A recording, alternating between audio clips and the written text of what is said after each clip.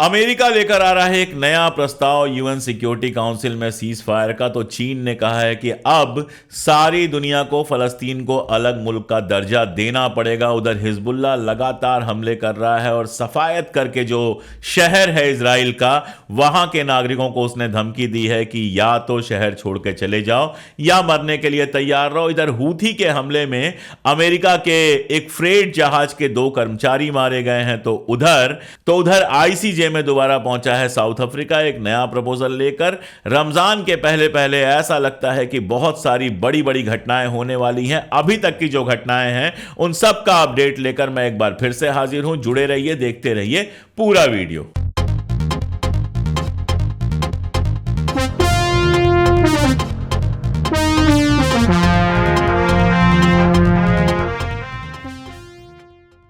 नमस्कार, मैं अशोक कुमार पांडे एक बार फिर से हाजिर हूं टीसीएच पर। इजराइल और फलस्तीन के बीच में चल रही जंग और उसके इर्द गिर्द दुनिया भर में जो हलचलें मची हुई हैं उनकी ताज़ा अपडेट्स लेकर। शुक्राना मुझे लगता है बीच बीच में आप लोगों का अदा ज़रूर करते रहना चाहिए। जिस तरह से आपकी मोहब्बतें मिल रही हैं, जिस तरह से लगातार अलग अलग जगहों से आप लोग कमेंट कर रहे हैं, मेंबरशिप ले रहे हैं, सुपर थैंक्स दे रहे हैं, वो ताकत दे रहे हैं आप लोग जिसके भरोसे मैं लगातार इस मसले पर अपडेट्स कर पा रहा हूं। सारी दिक्कतों, सारी मुसीबतों, इन दिक्कतों मुसीबतों पे बहुत डिटेल बात मैं नहीं करने जा रहा। आप समझ सकते हैं यूट्यूब की अपनी प्रॉब्लम्स हैं।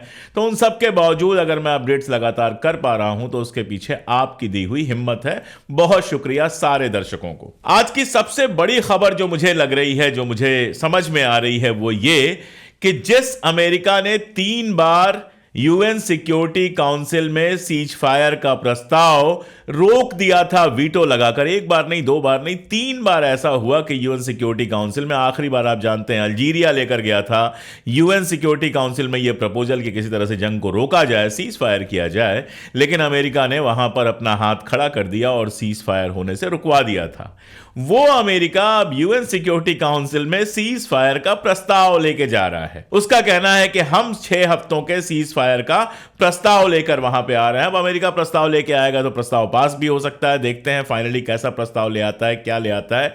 यह सब देखने वाली बात होगी। दरअसल रमजान के पहले किसी भी हालत में जो बाइडेन चाहता है कि वहां पर सीज फायर हो जाए, उसकी बहुत सारी वजह हैं। पहले भी रमजान के दिनों में जिस तरह से इजराइल अलक्सा आने वालों के साथ व्यवहार करता रहा है, अलक्सा मस्जिद में जाकर नमाज वगैरह पढ़ने से रोकता रहा है, उसके चलते वेस्ट बैंक में लगभग हर साल रमजान के दौरान एस्केलेशन होता ही है, कुछ ना कुछ हिंसा होती है। और इस बार तो वेस्ट बैंक में पहले से लड़ाई नहीं चल रही है, लेकिन लड़ाई जैसा माहौल है लगातार फलस्तीनियों के साथ वेस्ट बैंक में जो हो रहा है वो मैं आपको बता चुका हूं। अभी एक बड़ी न्यूज आई है, वो भी मैं आपको बताऊंगा।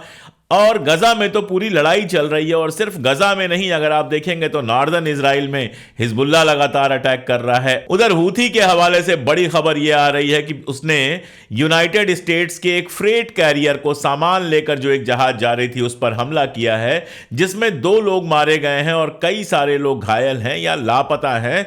ऐसा लगता है कि मरने वालों की संख्या 2 से काफी ज्यादा हो सकती है। हालांकि हूथी ने कहा है कि हमने जानबूझ के सिविलियंस को नहीं मारा। अभी तक जितने भी हमले हूथी ने किए थे वो इस तरह से किए थे कि जहाजों को तो नुकसान पहुंचे लेकिन कोई इंसान ना मारा जाए। इस बार पहली बार ऐसा हुआ है कि जहाज पर हमला हुआ है और 2 लोग भी मारे गए। हूथी ने कहा है कि सिविलियंस को मारने का हमारा कोई इरादा नहीं था, शहरियों को, आम लोगों को मारने का हमारा कोई इरादा नहीं था। मैं कहूंगा कि हूथी की शराफत ही है, वरना सना में, यमन की राजधानी सना में अमेरिका और इंग्लैंड जिस तरह से बम बरसा रहे हैं उसमें तो आम लोग ही मारे जा रहे हैं। या हिजबुल्लाह के खिलाफ अपनी जंग में इजराइल जिस तरह से बम बरसा रहा है उसमें तो हिजबुल्लाह के आम लोग सबसे ज्यादा मारे जा रहे हैं। हिजबुल्लाह नहीं बल्कि मैं कहूंगा यमन के आम शहरी सबसे ज्यादा मारे जा रहे हैं। और गजा में तो आप जानते हैं कि 30,000 से ज्यादा शहरी मारे जा चुके हैं, 100 से ज्यादा डॉक्टर्स मारे जा चुके हैं, 300 के आसपास सहाफी मारे जा चुके हैं और जाने कितने हजार बच्चे मारे जा चुके हैं। तो जहां अमेरिका, इजराइल और ब्रिटेन लगातार शहरियों के ऊपर हमला कर रहे हैं, आम लोगों के ऊपर हमला कर रहे हैं, वो मारे जा रहे हैं, वहां हूथी के हमले में 2 लोग जब मारे गए हैं तो हूथी ने बाकायदा कहा है कि आम लोगों की हत्या का हमारा कोई इरादा नहीं था, आम लोग गलती से मारे गए, हमारा एक ही इरादा था कि हम उस तरफ से कोई जहाज इजराइल के लिए नहीं जाने देंगे या इजराइल से निकला हुआ जहाज कहीं नहीं जाने देंगे तब तक जब तक गजा के ऊपर इजराइल अपने हमले बंद नहीं करता। यही बात, ठीक यही बात हिजबुल्लाह के चीफ नसरुल्लाह ने भी कही है कि तब तक हम इजराइल से जंग जारी रखेंगे जब तक इजराइल गजा में जंग जारी रखता है। यानी सीधी सी बात है कि हूथी हो या हिजबुल्लाह या फिर इराक की मिलिशिया हो जिसने कल हाइफा के ऊपर एक हमला किया था, इन सब का यही कहना है कि इजराइल गजा के ऊपर हमला करना रोक दे तो हम इजराइल के साथ अपनी लड़ाई रोक देंगे। आप जानते हैं कि अमेरिका के व्हाइट हाउस के एक एडवाइजर बीच में यमन आए हुए थे और यमन के राष्ट्रपति वगैरह से उनकी बात हुई कि किसी भी तरह इजराइल के साथ हिजबुल्लाह की जो जंग चल रही है उसको रोका जाए। हिजबुल्लाह के बारे में बहुत डिटेल से एक अलग वीडियो बनाकर मैं बता चुका हूं। हूथी के बारे में भी अलग से एक वीडियो बना के मैंने बताया है कि ये ताकतें कौन हैं।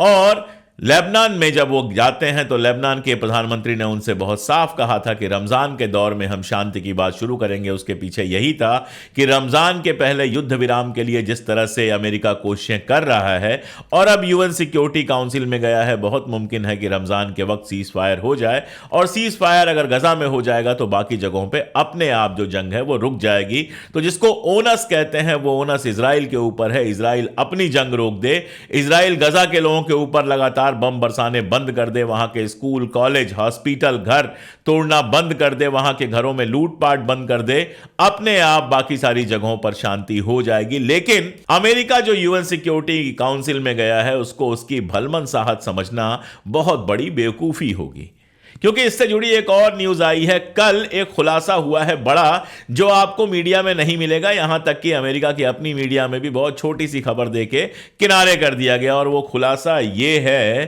कि इस पूरी जंग के दौरान यानी इन 3-4 महीनों में अमेरिका ने इजराइल के साथ 100 से ज्यादा समझौते किए हैं हथियारों को लेके। समझौते भी मत कहिए, ये कहिए कि 100 से ज्यादा बार हथियार सप्लाई हुए हैं। कल्पना कर सकते हैं आप, 4 महीने में 100 के आसपास समझौते हथियारों के लेन देन के, और इसमें लेन तो है ही नहीं, देन ही देन है। तो अमेरिका ने 200 मिलियन से ज्यादा के गोला बारूद और हथियार, 200 मिलियन से ज्यादा के, 200 मिलियन आप जोड़ लीजिए, 1 मिलियन 10 लाख होता है, तो $200 मिलियन से ज्यादा के हथियार इजराइल को मुहैया कराए हैं पिछले 4 महीने में अमेरिका ने। यह रिपोर्ट अमेरिका से आई है। तो एक तरफ आप इतना हथियार उपलब्ध करा रहे हैं, पैसे दे रहे हैं, सब कुछ कर रहे हैं, और दूसरी तरफ आप 4 हफ्तों के सीज फायर के लिए जा रहे हैं यूएन में। तो यह देखना पड़ेगा कि इसके पीछे क्या है। इसके पीछे 2 चीजें हैं। पहली चीज तो मैं जो आपको लगातार बता रहा हूं, इंटरनेशनल और नेशनल प्रेशर। जिस तरह से सारी दुनिया में दबाव पड़ रहा है, उस दबाव का एक असर यह हुआ है कि UNRWA जो फलस्तीन में फलस्तीनी लोगों की मदद करने के लिए यूनाइटेड नेशंस की संस्था थी, जिसके खिलाफ इजराइल ने शिकायत की और अमेरिका, कनाडा और तमाम सारे मुल्कों ने उसको फंडिंग करनी बंद कर दी थी। अब यह खबर आ रही है कि यह मुल्क दोबारा फंडिंग शुरू करने वाले हैं, डीफ्रीज करने वाले हैं। जो फ्रीज कर दी थी फंडिंग, उसको डीफ्रीज करने वाले हैं। उसका सबसे बड़ा कारण यह है कि एक तो UNRWA के पास पैसे की कमी होने के बाद वहां पर बच्चों और औरतों और बाकी लोगों के लिए जो राहत पहुंच रही थी वो राहत नहीं पहुंच पा रही है। और दूसरी बात यह है कि इजराइल ने जो सबूत दिए हैं वो सबूत बेहद नाकाफी हैं। यह अलग बात है कि उन सबूतों की बात आते ही इन सब ने रोक दिया। अब कनाडा से बयान आया है कि शायद बहुत जल्दी UNRWA को दोबारा फंडिंग करना शुरू कर दे। नॉर्वे ने फंडिंग रोकी नहीं थी, नॉर्वे ने अभी फिर से अपना फंड रिलीज किया है और उसने कहा है कि उम्मीद यह है कि बाकी सारे मुल्क भी जल्दी ही फंडिंग शुरू कर देंगे। कतर ने इस बीच में 25 मिलियन एक्स्ट्रा दिए हैं, $25 मिलियन जो हैं वो एक्स्ट्रा दिए हैं UNRWA के फंड में, ताकि वहां के लोगों की मदद हो सके। तो एक तरफ तो ये इंटरनेशनल प्रेशर पड़ रहा है, नेशनल प्रेशर पड़ रहा है। इसका एक उदाहरण और हम लोगों ने देखा कि जो बाइडेन प्राइमरीज में जीत तो गया लगातार, लेकिन अनकमिटेड और नॉन कमिटेड वोट्स काफी बड़ी संख्या में मिनेसोटा में और बाकी सारी जगहों में पड़े हैं, जिससे यह पता चलता है कि उसकी अपनी पार्टी के भीतर एक बड़ी संख्या ऐसे लोगों की है जो इजराइल पर उसके के स्टैंड से नाराज हैं। बर्नी सैंडर्स लगातार बयान दे रहे हैं। उधर आपको पता है कि कमला हैरिस जो हैं उन्होंने भी अपना बयान दे दिया। मैंने आपको बताया था कि नेतन्याहू का जो प्रतिद्वंदी है गैंट्स, वो अमेरिका गया हुआ है, वहां कमला हैरिस और बाकी सारे लोगों से मिला और कमला हैरिस ने बहुत साफ शब्दों में कहा, जो कमला हैरिस लगातार इजराइल का सपोर्ट कर रही थी, उसने कहा कि लोगों को मदद पहुंचनी चाहिए और सीज फायर होना चाहिए। अब वो इंग्लैंड में जा रहा है, इंग्लैंड में भी काफी बड़े बड़े लोगों से उसकी मुलाकात होगी, वहां भी उसको इस तरह का ही ज्ञान देकर भेजा जाएगा। मैंने बताया था कि अमेरिका प्लानिंग ये कर रहा है कि नेतन्याहू की जगह गैंट्स को वहां का लीडर बनाया जाए। तो एक तो ये नेशनल और इंटरनेशनल प्रेशर है, लेकिन दूसरी बात ज्यादा खतरनाक है जो साजिश लगती है, वो ये हमास ने बहुत क्लियर कहा था कि हम भी सीज फायर चाहते हैं, लेकिन ये 4 हफ्तों का सीज फायर नहीं चाहते हैं। हम चाहते हैं परमानेंट सीज फायर हो, नंबर 1, और इजराइल की सेना पूरी तरह से वहां से हटाई जाए।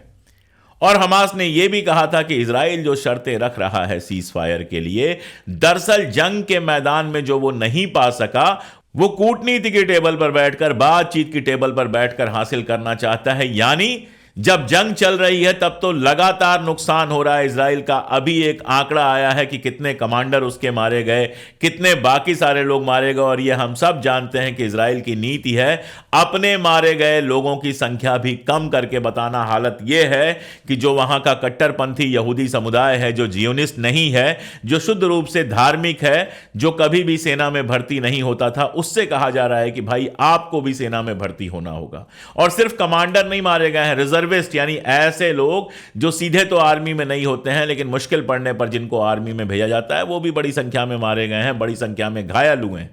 तो जंग में तो 4 महीने के बाद भी इजराइल फलस्तीन पर पूरी तरह से कब्जा करने में कामयाब नहीं हुआ है, लेकिन सीज फायर के बहाने चाहता है वो एक तरफ उसके अगवा किए हुए लोग वापस आ जाएं। जंग से तो वो अपने अगवा किए हुए लोगों को छुड़ा नहीं सका, और जिसका बहुत प्रेशर है नेतन्याहू के ऊपर, लगातार जुलूस रैलियां निकल रही हैं। तो एक तो वो ये चाहता है कि सीज फायर हो जाए ताकि हमारे लोग वापस आ जाएं, दूसरा ये चाहता है कि हमारी सेना वहां पर बनी रहे और 4 महीने बाद जब दुनिया की नजर वहां से हट जाए तो हम फिर से हमला करें। और आखिरी बात वो ये चाहता है कि जब जंग खत्म हो तो उसके बाद वहां पर पूरी तरह से उसका कब्जा हो, उसकी ही आर्मी हो। ये सारी चीजें वो जंग से तो हासिल नहीं कर पाया, सीज फायर से हासिल करना चाहता है। लेकिन अगर यूएन सिक्योरिटी काउंसिल से सीज फायर का प्रस्ताव आता है तो उसमें ये अगवा किए हुए लोगों को रिहा करने की बात और बदले में फलस्तीनियों को रिहा करने की बात जो है वो ये होगी कि नहीं होगी, ये देखने वाली बात होगी। और अगर होगी भी, मान लीजिए मनमानी शर्त अमेरिका ने रख दी, तो मुझे नहीं लगता है कि हमास मान जाएगा। अगर cease fire UN security council के थ्रू होता है और उसमें वही शर्तें रखी जाती हैं जो इजराइल ने रखी हैं, तो मुझे नहीं लगता है कि यह सीज फायर चल पाएगा, क्योंकि हमास ऐसी शर्तों को नहीं मानेगा जिससे उसके हाथ से अगवा किए हुए लोग भी निकल जाएं और बदले में फलस्तीन के अंदर, गजा पट्टी के अंदर किसी परमानेंट शांति की बात या अलग फलस्तीनी स्टेट की बात भी ना हो। अलग फलस्तीनी स्टेट पे मैं आपको बताऊं कि दुनिया भर के मुल्कों से समर्थन तो मिल ही रहा है। चीन ने इस बार जिस तरह का स्टैंड लिया है वो भी बहुत मजेदार है। चीन आप जानते हैं सिक्योरिटी काउंसिल का परमानेंट मेंबर है और धीरे धीरे एक बड़ी वैश्विक ताकत बन चुका है। मैं आपको कई बार बता चुका हूं कि चीन, रशिया और ईरान की जो तिकड़ी बन रही है वो दुनिया में बेहद मजबूत होकर उभर रही है। अमेरिका के तमाम सैंक्शंस के बावजूद आप जानते हैं यूक्रेन का साथ दिया अमेरिका ने, लगातार पैसे, हथियार दिए, नाटो ने लगातार हथियार और पैसे दिए। अभी एक खबर बहुत चली थी, जर्मनी के कोई ऑफिसर किसी कॉन्फ्रेंस में आए हुए थे और वहां होटल के वाईफाई से ही बात की अपने लोगों से, जर्मनी में अपने लोगों से, और उसमें रशिया के खिलाफ कैसे कैसे क्या क्या करना है ये सारी बातें की। उसको रशिया ने हैक कर लिया और वो टेप लीक हुआ, जिसके बाद काफी तमाशा मचा हुआ है। तो यूक्रेन का साथ देने के लिए अमेरिका वगैरह सबने बहुत कोशिश की, लेकिन यूक्रेन लगातार जंग में हार रहा है। आईसीजे में भी यूक्रेन गया था, वहां भी बहुत बुरी तरह से हारा। तो ये कंडीशन रशिया के साथ है। ईरान के ऊपर लगातार सैंक्शन है, उसके बाद भी ईरान लगातार आर्थिक रूप से और सामरिक रूप से युद्ध के मामले में मजबूत होता चला जा रहा है। और चाइना तो दुनिया की एक बड़ी ताकत बन के उभर रहा है। आप जानते हैं कि यहां पर हिंदुस्तान के आसपास जितने मुल्क हैं वो सारे के सारे चाइना के करीब जा रहे हैं, चाहे वो श्रीलंका हो, चाहे वो बांग्लादेश हो, चाहे नेपाल हो, चाहे भूटान हो, पाकिस्तान तो है ही, और मालदीव जैसा देश जो हमेशा हिंदुस्तान का बड़ा करीबी दोस्त था, अब यह हालत है कि वो पूरी तरह से चाइना के साथ है। तो चाइना काफी मजबूत होकर उभरा है, मिडिल ईस्ट में उसने काफी इन्वेस्टमेंट भी किया है और मिडिल ईस्ट के देशों से उसके रिश्ते भी बहुत अच्छे बने हैं। आप जानते हैं कि काफी पहले जब जंग शुरू हुई थी तो मिडिल ईस्ट के जो नेता थे वो दुनिया भर में निकले थे बात करने के लिए जंग कैसे रोकी जाए, और सबसे पहले चाइना गए थे। तो ये चाइना, ईरान और रशिया का जो त्रिकोण है वो काफी मजबूत होकर उभरा है। ये एक बिल्कुल जानी मानी बात है और ये लगातार फलस्तीन के फेवर में बात कर रहा है। रशिया में आपको पता है कि एक मीटिंग हुई है अभी हमास की, फतेह की, और जो फलस्तीन के दूसरे संगठन हैं उन सब की वहां पर एक मीटिंग हुई है। अब उस मीटिंग में क्या फाइनल निकल के आया है यह खबर तो कहीं नहीं आ रही, जब आएगी तो मैं अपडेट करूंगा। लेकिन उस मीटिंग के बाद और इस दौर में यूनाइटेड नेशंस के अंदर चाइना का एक नया बयान आया है और इस बयान में चाइना ने साफ साफ कहा है फलस्तीन को यूनाइटेड नेशंस का फॉर्मल मेंबर बनाया जाना चाहिए, यानी जैसे इजराइल अलग मुल्क है वैसे ही फलस्तीन को एक अलग मुल्क का दर्जा दिया जाना चाहिए। इसके पहले चाइना यह कह चुका है कि जहां इतना रिप्रेशन है, जहां इतना जुल्म है, वहां फलस्तीनियों को यह अधिकार है कि वो हथियार उठाकर अपनी रक्षा के लिए खड़े हों। जो सेल्फ डिफेंस की बात इजराइल करता है उस सेल्फ डिफेंस का हक फलस्तीनियों को भी है। ये सारी बातें चाइना कह चुका है और मुझे नहीं याद आता है कि पिछले 30, 35, 40 सालों में मैंने कभी भी चाइना को इस तरह फलस्तीन के साथ आते देखा हो। रशिया तो इजराइल का बहुत अच्छा दोस्त था, लेकिन अमेरिका के चक्कर में रशिया और इजराइल के रिश्ते भी बहुत खराब हुए हैं और रशिया भी लगातार फलस्तीन के फेवर की बात कर रहा है। ईरान तो आप जानते ही हैं, खुली बात है, हिजबुल्लाह को सपोर्ट कर रहा है, हूथी को सपोर्ट कर रहा है। तो ये तिकड़ी लगातार फलस्तीन के साथ खड़ी हो रही है, जिससे पूरी दुनिया में अलग फलस्तीन स्टेट की मांग चल रही है। तो ऐसे में अमेरिका अगर सीज फायर का वही प्रस्ताव लेके आता है जो इजराइल ने पेश किया था, जो पूरी तरह से इजराइल के फेवर में है, तो हमास उसे मानेगा, ऐसा कम से कम मुझे नहीं लगता है। ऐसे में अभी तक जो सीज फायर के प्रस्ताव आए वो तो अमेरिका ने हाथ उठा के रोक दिए, लेकिन इस बार जो सीज फायर का प्रस्ताव आएगा अगर वो इजरायली प्रस्ताव की ही कॉपी होगा तो मुझे लगता है कि हमास भी शायद उस प्रस्ताव को नहीं मानेगा। उधर साउथ अफ्रीका फिर से गया है आईसीजे में, इंटरनेशनल कोर्ट ऑफ जस्टिस में, जहां उसने ये मांग की है कि जिस तरह से वहां पर गजा के अंदर भुखमरी के हालात बनाए गए हैं, जिस तरह से वहां पर जो इंटरनेशनल मदद है वो पहुंचने नहीं दी जा रही है, उसकी रोशनी में आईसीजे इजराइल के लिए नए डायरेक्शंस जारी करे। अब क्या होगा क्या नहीं होगा देखने वाली बात है। वहां पर यूनाइटेड नेशंस के अंदर इजराइल के जो प्रतिनिधि हैं उन्होंने भी बहुत बड़ी बड़ी बातें की हैं कि अगर हमारी वाली नहीं हुई तो हम ये करेंगे, हम वो करेंगे, यूनाइटेड नेशंस के ऑफिस बंद करा देंगे, यूएनआरडब्ल्यूए का ऑफिस खाली करवा लेंगे। अब क्या होता है क्या नहीं होता है ये देखने वाली बात है, लेकिन फिलहाल इजराइल काफी फंसा हुआ नजर आ रहा है और इस बीच में उसने एक निर्णय लिया है, बड़ा निर्णय लिया है। आपको मैंने कल बताया था, अगर आपको याद होगा, कि अमेरिका के शहरों में बोलियां लग रही हैं फलस्तीन के जमीनों के लिए, यानी फलस्तीन वेस्ट बैंक की जमीन बेची जा रही है अमेरिका में, ताकि अमेरिका में रहने वाले यहूदी, और ये जो बिक्री है वो सिर्फ और सिर्फ यहूदियों के लिए है, ताकि अमेरिका में रहने वाले यहूदी वहां बैठ के वो जमीन खरीद सकें, उनसे खरीद सकें जिनका उस पर मालिकाना ही नहीं है, फिर वो जगह खाली करा के और उनको लाकर यहां पर बसाया जा सके। अब इजराइल ने वेस्ट बैंक में 3400 सेटलर्स को बसाने की बात को पास कर दिया है, अपने यहां से उसको ओके कर दिया है। इसका मतलब क्या है? इसका मतलब यह है कि वहां पर नए मकान बनाए जाएंगे या पुराने मकानों में कब्जा किया जाएगा और 3400 नई फैमिलीज को वहां पर बसाया जाएगा। यानी वेस्ट बैंक में जहां पर राज तो पैलेस्टीनियन अथॉरिटी का है, लेकिन आर्मी जो इजराइल की है असल में वही राज करती है, वहां पर लगातार और जमीनों का कब्जा करने की और इजरायलियों को वहां पर बसाने की बात कर रहा है। उसको धीरे धीरे दखल करके वो पूरी तरह से इजराइल में मिला लेना चाहता है, यह बिल्कुल क्लियर है। और ये तब है जब दुनिया भर में सेटलर वायलेंस को लेकर अमेरिका ने, फ्रांस ने, कनाडा ने, यूके ने, तमाम सारे देशों ने कदम उठाए हैं और सारे कह रहे हैं कि ये जो इल्लीगल सेटलर्स हैं वो अवैध हैं। यहां तक कि हिंदुस्तान ने भी यूएन में जब इसके मुतल्लिक प्रस्ताव आया था तो बहुत क्लियर कहा था कि इजराइल को कोई हक नहीं है कि वो वेस्ट बैंक में अपने लोगों को बसा सके। लेकिन इन सबकी बातों को दरकिनार करके इजराइल 3700 और यहूदियों को फिलिस्तीन के इलाके वेस्ट बैंक में बसाने की कोशिश कर रहा है। अब इसका मुकाबला क्या हो सकता है? इसका मुकाबला वही हो सकता है जो हिजबुल्लाह कर रहा है। नॉर्दर्न बॉर्डर पर साफेद नाम की एक जगह है, जो जगह मार्केट प्लेस में मानी जाती है। वहां पर काफी सारे होटल्स हैं, चूंकि वो समुद्र तट के बहुत किनारे हैं तो वहां पहले टूरिस्ट भी काफी जाते रहे हैं। होटल्स वगैरह हैं, नक्शे में आप देख सकते हैं, बड़ी सुंदर लोकेशन है उसकी।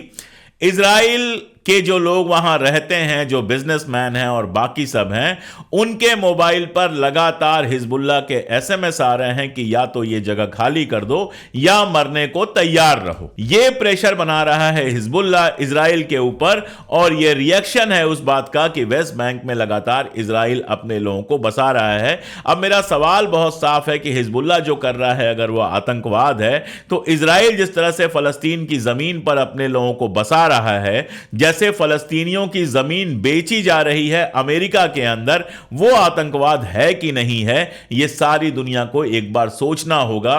क्योंकि किसी भी दूसरे की जमीन दखल करना, किसी भी शहरी को चैन से ना रहने देना, यह आतंकवाद है। अगर हिजबुल्लाह के लिए वो आतंकवाद है तो इसको इजराइल के लिए भी आतंकवाद कहा जाना चाहिए।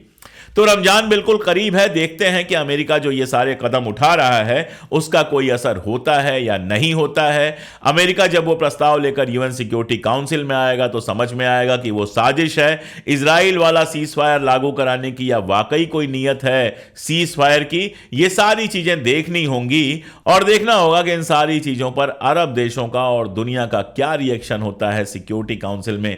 बाकी जो मुल्क हैं वो क्या कहते हैं। आने वाले 2-3 दिन में लगातार कह रहा हूं, रमजान के पहले के ये जो 3-4 दिन या एक हफ्ता है ये बेहद बेहद इंपॉर्टेंट है।